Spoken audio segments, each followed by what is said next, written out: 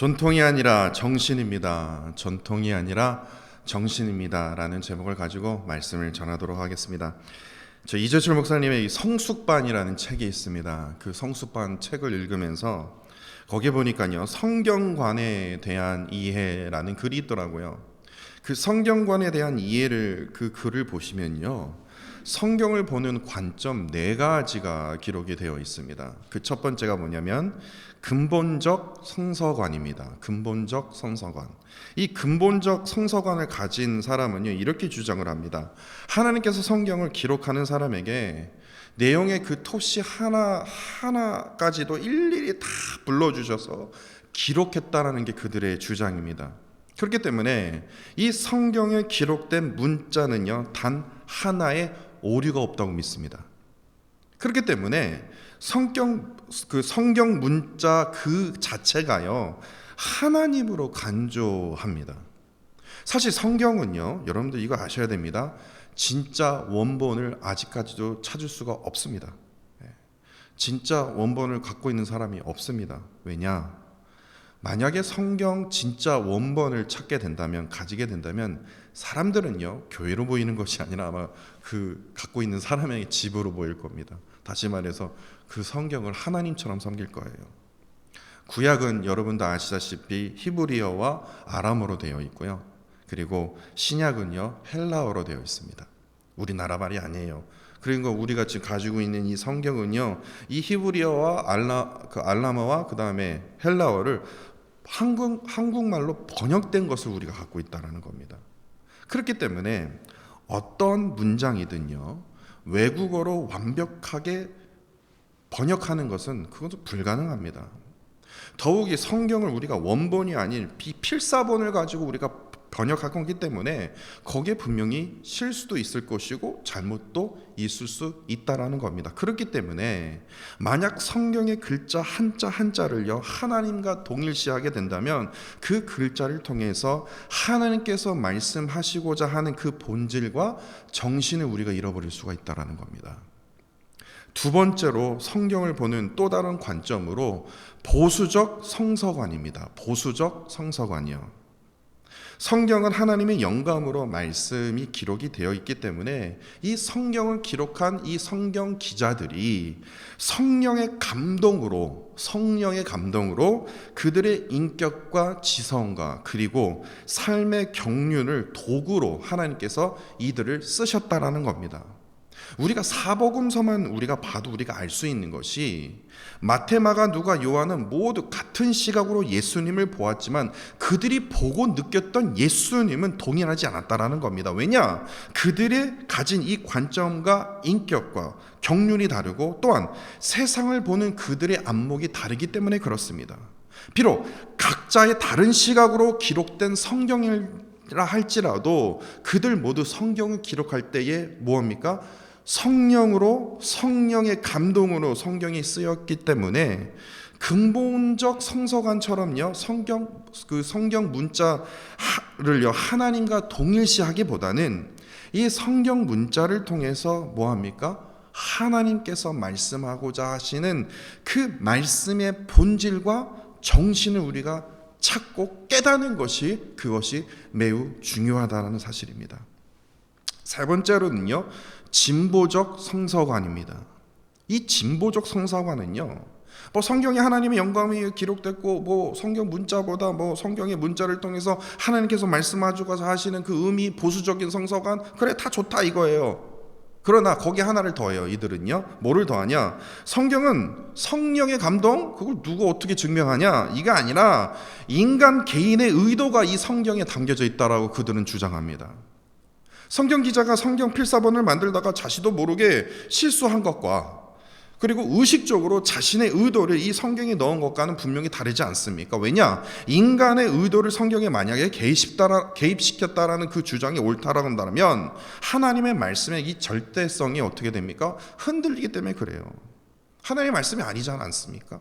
근데 참으로 안타까운 게 무엇인 줄 아십니까? 이러한 시각으로 보는 젊은 사람들이 너무나 많다는 겁니다. 이런 시각으로 해석을 해요. 젊은 세대의 기독교인들이 얼마나 많은지 몰라요.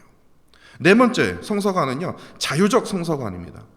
이거는요, 뭐 여러분도 아시다시피 이 성경이 기록되고 편집되는데 인간의 개인의 의도가 뭐 개입이 됐다는 정도가 아니라 성경 그 담겨진 그 이야기가 아예 그냥 인간이 만든 그냥 픽션, 허구로 본다는 겁니다.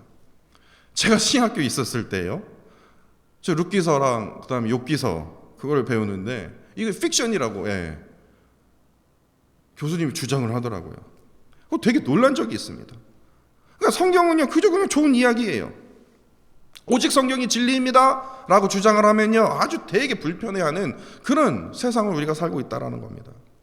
지금 제가 말씀드린 이 네 가지 성서관 가운데 우리는 어떠한 성서관을 가져야 할까요? 저를 개인적으로 말한다면 저는요 이 네 가지 성서관 중에 보수적 성서관을 가지고 있다고 저는 믿습니다. 보수적? 그냥 보수라고 그것만 들어도 아주 그냥 요즘 그렇지 않습니까? 이 보수적 성서관이라고 하면 단번에 이 보수주의자들만 이렇게 생각이 날 것입니다. 제가 보수주의자들을 한번 생각을 해봤어요. 저도 뭐 보수적 성서관을 갖고 있는 사람으로서 보수주의자들의 심각한 단점이 무엇일까라고 생각을 한다면 뭐 다 그런 것은 아닙니다. 저희 짧은 생각이지만 다 그런 것은 아니지만 대부분 이 자기는 보수다라고 얘기를 하면서 이 본질과 정신을 보존하기보다는 무엇을 강조하냐? 오로지 옛날 전통, 이게 관습이었다. 이것을 내세워요. 근데 그 내세우는 이유가 있어요. 그 이유가 뭐냐면 결국 그를 통해서 뭡니까? 자신들의 기득권을 차지하기에 바쁘다라는 겁니다. 전통과 관습, 그게 뭐 나라를 위해서 뭐 이 이웃들을 위해서 뭐 백성들을 위해서 그게 아니라 까놓고 보면 자기를 위해서예요. 그렇기 때문에 보수를 확 쥐고 있는 거예요. 다시 한번 말씀드리지만 다 그런 건 아닙니다. 말씀에 대한 보수적 성서관을 가진 사람은요 어떻게 돼야 됩니까? 오로지 하나님의 말씀과 본질, 그 말씀의 그 본질과 정신을 보존하기 위해서 애써야 돼요. 그 말씀을 통해서 목사의 권위를 내세우는 게 아닙니다. 말씀을 통해서 목사가 어떻게 내 말 안 들으면 큰일 난다? 이게 아니에요. 말씀이 이렇게 하지 않냐? 권면의 도구로요? 나는 위에 있고 성도들은 아래에 있고 이게 아니라는 겁니다. 말씀의 전통만 계속 강조하고 관습만 내세우면 이를 통해서 자신의 기득권만, 자신의 자리만 높이고 차지하려는, 너 그거 모르지? 나는 이거 안다. 새로운 사실을 말하는 것처럼요. 만약에 이러한 도구로 성경을 그렇게 사용한다면요 예수님들은 그토록 싫어하셨던 바리새인들과 별반 다르지 않는다라는 사실입니다. 제가 이 성숙반이라는 책을 보면서 이 이재철 목사님이 이런 이야기를 했는데 저도 많은 생각이 들더라고요. 이재철 목사님이 책에서 이런 말을 했더라고요.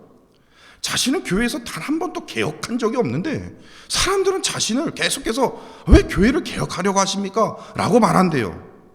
정말 자신은 개혁한 적이 없는데. 그러면서 예를 들었습니다. 목사님이 이런 말을 하더라고요. 자신은 하나님의 말씀을 지키려다 보니 교회는 건물이 아니라 사람이라는 말씀 때문에 사람에 더 추중했고, 오른손이 하는 것을 왼손이 모르게끔 헌금 시간을 없애버리고 헌금 봉투에 사람의 이름을 지웠으며, 모든 사람이 그리스도 안에서 거룩한 제사장이라는 그 말씀을 쫓아서 모든 교인들이 이름을 가나다라 순으로 돌아가면서 주일 예배 시간에 대표 기도를 드린 것이 어떻게 이것이 개혁이라고 할 수 있겠습니까? 그런데 이상하게도 말씀을 지키려고 한 것이 결과적으로 다른 사람에게 교회 개혁으로 투영되었다라는 사실입니다. 저는 오늘 본문 말씀 또한 이와 동일한 현상이라고 저는 생각이 듭니다. 지금 바리새인과 예수님 사이에서 지금 딱 부딪히는 게 무엇입니까? 왜 예수님 율법을 왜 이렇게 어기십니까? 다시 말해서 왜 율법을 개혁하려고 하십니까? 이거에 매우 싫어했다는 겁니다. 당신이 무엇이간데? 근데 예수님은 율법을 개혁하시라는 게 아니다. 그 율법을 온전케 하시기 위해서다. 완성케 하기 위해서다. 그런데 바리새인은 그걸 이해를 못하는 겁니다. 율법의 전통만을 내세웠던 그 전통을 내세워서 결국에 뭐합니까? 바리새인의 이 기득권, 자신의 권위를 확 내세우기 위해서. 그런데 예수님 이와 반대로 뭐합니까? 율법의 정신을 지금 계속해서 말씀해 주시고 있다는 겁니다. 오늘 보면 1절을 보십시오. 바리새인들이요 그토록 예수님을 싫어했는데 예수님을 초대합니다. 그것도 어느 날에 초대를 하냐면 그토록 거룩하게 지키는 바리새인들이 그렇게 거룩하게 지키던 안식일이에요. 그런데 그 안식일에 누구의 집에 지금 초대했다고 되어 있습니까? 바리새인의 대표이자 으뜸인 지도자의 집에 예수님을 초대한 것이에요. 그것도 평일도 아니고 안식일이에요. 그러니까 누가는요, 이 부분에 대해서 뭐라고 얘기를 하고 있냐면, 누가복음에서는 이 누가는 바리새인의 이 초대는요 단순히 그냥 무슨 뭐 교제를 하기 위해서, 예수님과 친교하기 위해서가 아니라, 거기 보시면요 예수님을 엿보기 위해서, 다시 말해서 관찰하기 위해서 초대했음을 우리가 알 수 있지 않습니까? 누가는 그렇게 기록을 하고 있어요. 다시 말해서 바리새인들은요 예수님이 좋아서 지도자가 예수님을 좀 좋게 생각했나 보다, 이게 아니에요. 바리새인들이요 지금 예수님의 말과 행동을 지금 엿보고자, 관찰하고자, 예수님의 그 실수나 잘못을 지금 비판하고자 하는 그 의도를 가지고 예수님을, 그것도 제일 높은 자리에 있는 그 지도자의 집에 초대를 한 것이에요. 그러면서 이 바리새인들이요 얼마나 아주 기가 막히냐면 함정을 하나 두지 않습니까? 예수님 앞에 아주 그냥 바로 앞에 함정을 두는데, 그것이 무엇이면요 2절입니다. 주 앞에, 예수님 앞에 누구를 두었습니까? 수종병 든 한 사람을 둔지라라고 되어 있지 않습니까? 수종병. 그래서 수종병이 뭐지? 이 수종병은요 이 온몸에 물이 차는 질병입니다. 온몸에 물이 차갖고요, 그 물이 차면 어떻게 되냐면 진물이 나와요, 온몸에요. 그렇기 때문에 몸이 부어 있어요. 그러니까 딱 멀리서만 봐도 이 사람은 수종병이 걸렸구나, 단번에 알 수 있습니다. 이거 어떻게 이걸 숨길 수가 없어요. 왜냐, 온몸에 다 부어 있기 때문에요. 찾아보세요. 아주 끔찍하더라고요. 예. 그러니까 딱 보면 이거 병 걸렸구나, 확연하게 드러나는 거예요. 그렇기 때문에 절대로 이거를 수종병 걸렸어? 이게 말을 못할 정도예요. 그냥 병 걸렸구나 딱 알아요. 못 본 척하는 거는 절대로 불가능합니다. 근데 이 바리새인들이 왜 이렇게 했냐? 안식일에 예수님을 초대해갖고요 이런 난감한 상황을 지금 만든 겁니다. 이 안식일에도 지금 이 병자를 지금 치료할 건지, 여태까지 계속 안식일에 병자를 치료하셨는데 예수님 우리가 보는 앞에서, 지금 우리가 그렇게 안식일을 거룩하게 지키는 우리 바리새인 이 지도자 집 앞에서도 예수님이 병자를 고칠 것인지, 지금 이런 난감한 상황을 지금 조성해서 예수님의 그 반응, 예수님의 그 실수, 잘못된 언어, 그런 거를 다 캐내려고요. 그래서 엿보고 있었던 거예요. 이러한 상황 속에서 예수님은요 먼저 선수를 치듯이요 바리새인들 앞에서 이렇게 말씀하시지 않습니까? 3절입니다. 안식일에 병을 고쳐주는 것이 합당하냐? 아니야. 사실 지금 이것은요 지금 바리새인이요 지금 예수님 앞에 지금 지금 질문하고자 했던 그 질문입니다. 그래서 예수님을 되게 난감하고자 만들려고 했어요. 지금 제가 듣기에 예수님이 지금 계속, 예수여 당신이 지금 안식일을 계속 어기면서 지금 병자들을 치료했다고 제가 계속 듣고 있었는데, 지금 여기 수종병 든 사람 지금 주님의 앞에 있지 않습니까? 이 안식일에 지금 이 병자를 고쳐주는 것이 합당합니까? 아니합니까? 그럼 예수님 이걸 어기자니, 이거 보는 앞에서 이거 좀 그러고, 이러한 난감한 상황을 만들려고 했는데 예수님 먼저 선수를 친 것이에요. 그러면서 예수님께서요 이제 4절에서요 바리새인이 보는 앞에서 늘 하셨던 그대로 안식일에요 수종병 그 든 자를 고쳐주시고는요 5절에서요 완전히 직격탄을 날려버리십니다. 너희 중에 누가 그 아들이나 소가 우물에 빠졌으면 너희들은 안식일에도 어기면서까지 그들을 끌어내지 않겠느냐? 그들은 계속 사람들 앞에서의 안식일을 거룩하게 지켜야 됩니다. 아들이 우물에 빠지더라도, 내가 내 가축이 우물에 빠지더라도 안식일은 거룩하게 지켜야 됩니다. 전통 이렇게 있게 지켰어요. 근데 안 보는 사이에서 우리 아들이 지금 아파? 그러면 가서 막 안식일 어기고, 내 가축이 지금, 내 재산이 지금 잃었어? 그럼 가서 안 보는, 아무도 안 보는 사이에서 자기네들이 하고, 이런 외식적인 어떤 그런 모습을 예수님께서 알고 계셔서 그걸 지적하신 것이에요. 왜 거룩한 척하냐 이거예요. 왜 거짓말하냐 이거예요. 사복음서에요 기록된 수많은 예수님의 그 행적들 중에 특히 이 안식일에 행하셨던 기적을 제가 한번 찾아봤습니다. 몇 번 하셨지? 궁금하더라고요. 그 시간이 좀 걸리지만 한번 찾아봤어요. 첫 번째, 가버나움에요, 귀신 들린 사람의 그 치유가 바로 안식일에 일어났더라고요. 그리고 두 번째, 시몬 베드로 장모 있죠? 네. 시몬 베드로의 장모, 그 고치신 그 사건도 바로 안식일이에요.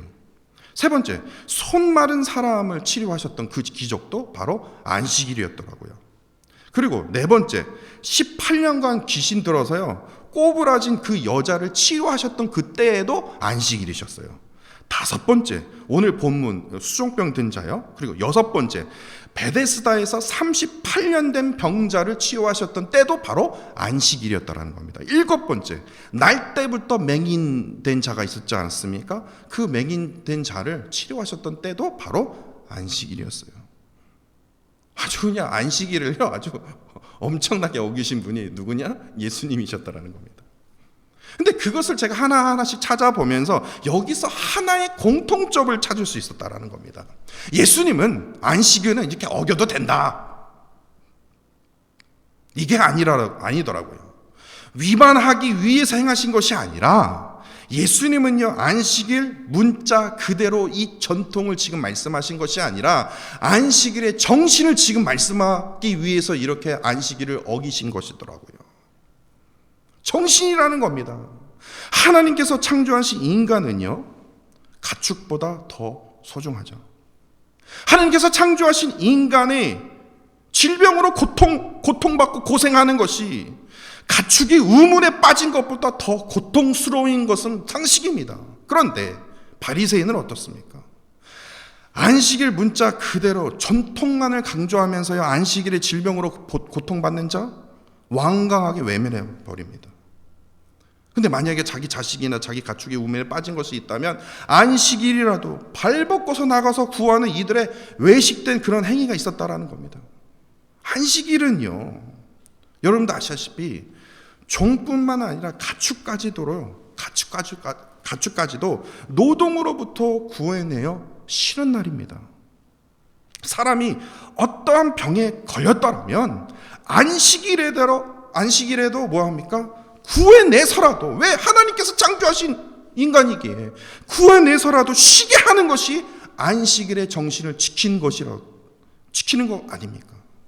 하나님께서 창조하신 모든 피조물이 되게 소중하기 때문에 안식일에 고통받는다, 질병으로부터 신음하고 있다, 사람 구해내야죠. 왜? 하나님께서 그토록 살아가시는 일인데요. 이것을 만약에 부당하다고 주장한다면요, 이거는 안식일의 전통은 지킬지는 몰라도 안식일의 정신은 잃어버리는 것과 동일하다는 겁니다. 그래서 예수님께서 아주 분명하게 정확하게 이렇게 말씀하셨습니다. 마태복음 12장 12절입니다. 사람이 양보다 얼마나 더 귀하냐? 그러므로 안식일에 선을 행하는 것이 옳으니라 라고 말씀하셨어요. 이것은 어기는 것이 아니라 안식일의 정신을 지키는 것이다. 그렇게 오늘 본문은 우리에게 지금 무엇을 요구하고 있을까요? 안식일의 전통이 아니라는 겁니다. 정신을 강조하신 것처럼 동일하게도요, 우리는 어떻게 됩니까? 말씀의 전통이 아닌 말씀의 정신을 우리에게 지금 오늘 본문 말씀을 통해서 요구하고 있다는 겁니다. 그렇다면 말씀의 정신이 무엇입니까? 바로 아는 것이 아니에요. 나는 안식일에 대해서 이만큼 알아, 그렇기 때문에 전통만 내세우는 거예요. 아는 것이 아니라 뭐합니까? 삶이에요. 삶. 그렇게 살아야 된다는 겁니다. 알아봤자 뭐합니까? 안식일에 대해서 알아봤자 뭐하냐고요. 전통을 강조해봤자 뭐하냐고요. 한국의 역사에 대해서 그렇게 잘 아는 사람이 뒤에서는 사기치고, 역사에 대해서 그렇게 주장하는 사람이, 전통에 대해서 그렇게 주장하는 사람이 지금 세상에서 나타나는 현상들을 한번 보십시오. 아는 것을 아주 기가 막히게 잘합니다. 근데 그렇게 살지를 못해요. 공동체 성경 읽기 운동이 이제 계속 이어지고 있습니다. 3월이면요, 자연스럽게 신약도 끝나게 됩니다. 내가 아무리 신약을 읽었다 하더라도요, 제가 들어도 잘 모르겠더라고요. 그거 상관없습니다. 읽은 거 읽은 거니까요. 근데 다 읽었다 하더라도 내가 거기 중에서 저는 진짜 그야말로 마태복음부터 요한계시록까지 저는 한마디도 저는 진짜 못 저는 하나도 모르겠어요. 이러면 제가 답이 없지만 그 중에서도 한 구절이라도 깨달은 말씀을요, 그냥 그랬구나, 이런 말씀도 하셨네, 이것이 아니라 이것을 만약에 내가 깨달은 한 구절이라도 내가 행하지 않는다면 오늘 본문에 기록된 이 어리석은 바리새인과 우리의 모습과 별반 다르지 않는다라는 사실입니다. 바리새인은요, 말씀을 이만큼 아는 것에 지금 예수님 앞에 강조하고 있지 않습니까? 왜 안 지켜요? 안 지킬 모르세요? 율법에 대해서 모르시냐고요, 예수님. 지금 이런 거예요. 아는 것에 되게 과시를 하셨어요. 근데 예수님은 그래, 나도 너만큼 알지만, 너만큼 너보다 훨씬 더 잘하지만 나는 아는 거 과시 안 한다. 뭐냐? 행해. 좀 그 말씀대로 제발 좀 행하라니까. 이것을 지금 요구하고 계신다라는 겁니다. 지금 바리새인에게 지금 행함을 비유로 말씀하시면서 바로 10절에 이런 말씀을 하신 그 이유가 바로 이겁니다. 높은 자리에 앉지 말라, 낮은 자리에 앉아라, 겸손하라. 말씀에 그렇게 되어 있지 않냐? 율법의 정신이 뭐냐? 하나님 사랑하고 이웃 사랑하는 거 아니냐? 이웃 사랑하려면 어떡하느냐? 높은 자리에 앉으면 사랑할 수 있냐? 제발 좀 높은 자리에 앉지 말고 낮은 자리에 앉아라. 율법의 정신 그거 모르냐? 행해라. 이거예요. 지금 전통을 통해서 자신이 이만큼 안 거에 대해서 뭐합니까? 자랑을 하는 행위입니다. 이것은요, 높은 자리에 앉으려고, 낮은 자리에 앉아라. 그러면서 바리새인들에게 알미 아니라 삶을 지금 말씀하고 있지 않습니까? 11절이 지금 우리에게 삶을 말씀하고 계세요. 무릇 자기를 높이는 자는 낮아지고 자기를 낮추는 자는 뭐합니까? 높아지리라. 세상 사람들은 이게 뭔 소리야 라고 얘기할지를 몰라도요, 내가 낮아지면요, 하나님께서 높여주십니다. 근데 내가 높아지려고 하잖아요. 하나님이요, 뭉개버리세요. 교만한 자는요, 그냥 가만히 놔둬도 스스로 망하는 게, 그게 성경에 기록이 되어 있습니다. 교만한 자는요, 말 안 해도 돼요. 그냥 가만히 냅두면요, 스스로 자기 무덤을 팝니다. 진짜 그래요.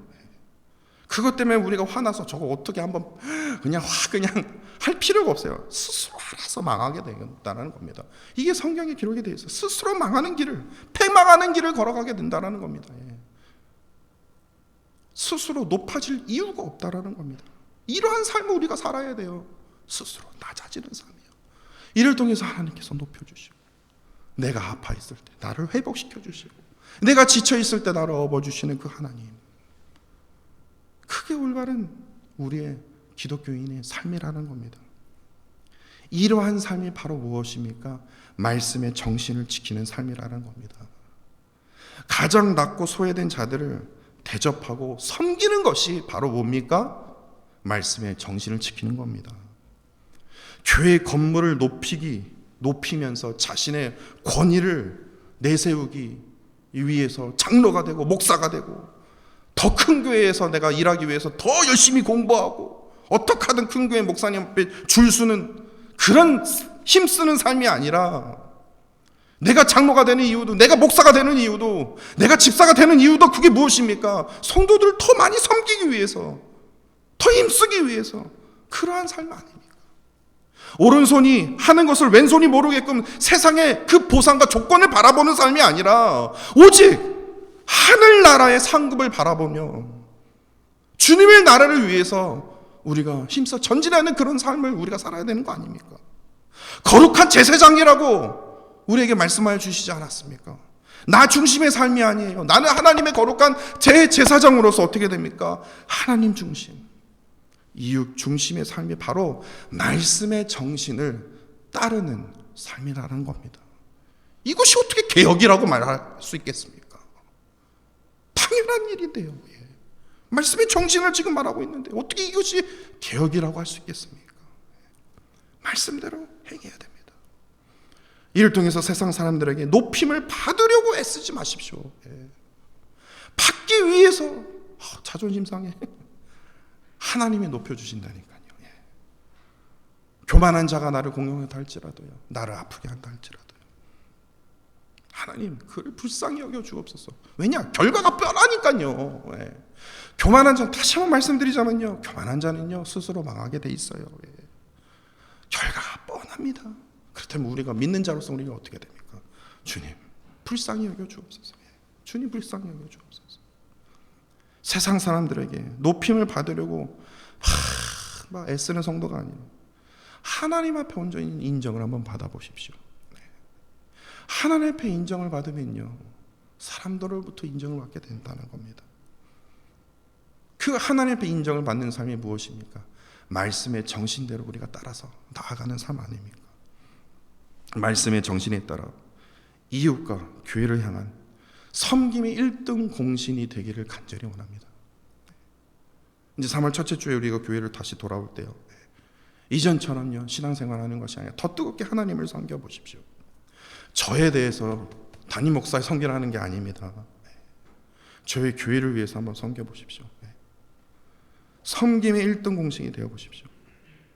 이를 통해서 하나님의 놀라운 그 은혜를 누리시는 저와 사랑하는 성도 여러분들이 되기를 간절히 원합니다.